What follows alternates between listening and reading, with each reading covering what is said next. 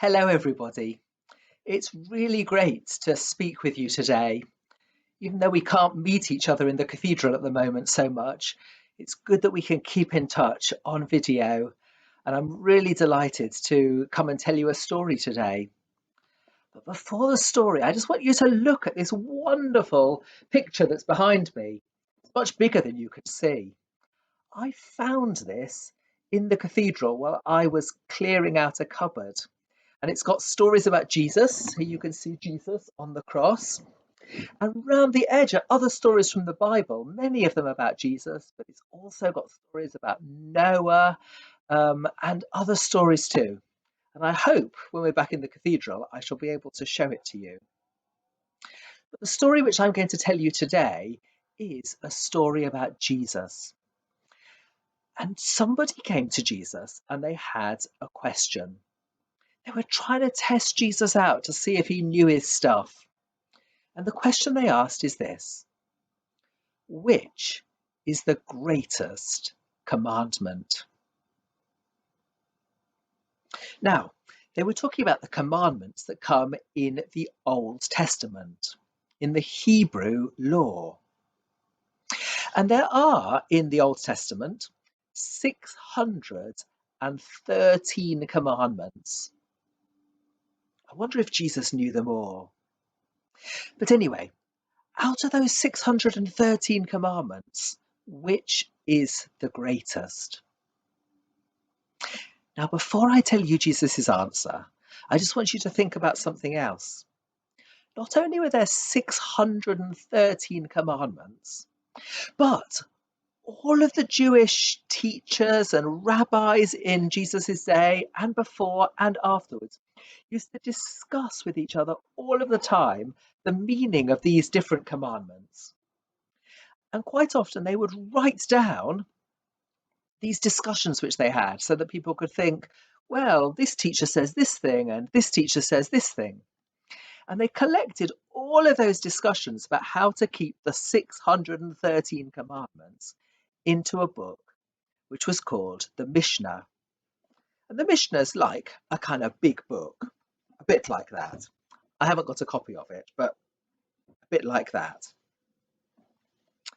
But then after that, they kept on discussing. They kept on talking about the rules in the Mishnah. And, well, they made even more books of those discussions. In fact, a huge lot of books called the Talmud, which are filled with the teachings of different rabbis over many centuries.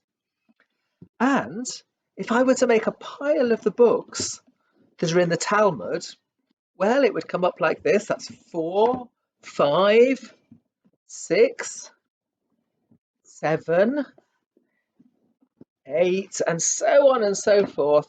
And the pile would keep growing, and the pile would keep growing, and the pile would keep growing until it was taller than my head, at least while I'm sitting down on this chair. Oh, I don't know if I can get any more. And, well, it would be about as big as that. That's how much teaching there was about how to keep the law. And Jesus is being asked to take away all of that and turn the law, the greatest part of the law, into a really, really short statement. And what do you think Jesus says? Well, he says something that's really well known. The greatest commandment, the most important commandment, is to love the Lord your God, love God with all your heart and soul and mind and strength. To love God with everything you've got. But he doesn't quite just leave it there. Jesus decides he's going to give them 2 commandments, the greatest and the almost as important as the greatest commandment. And he says the second commandment is to love your neighbour as you love yourself. So, what does Jesus mean when he says we have to love? It's a funny kind of commandment, isn't it? I think I have to look somewhere else in the Bible to really understand it, because one of the apostles called John writes in a letter that we can love because God first loved us.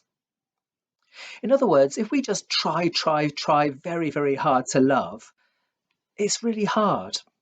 But if we remember that first God loved us, that's what Jesus is about. Jesus on the cross is showing us just how much God loves us. Then we can respond to God's love by loving God back.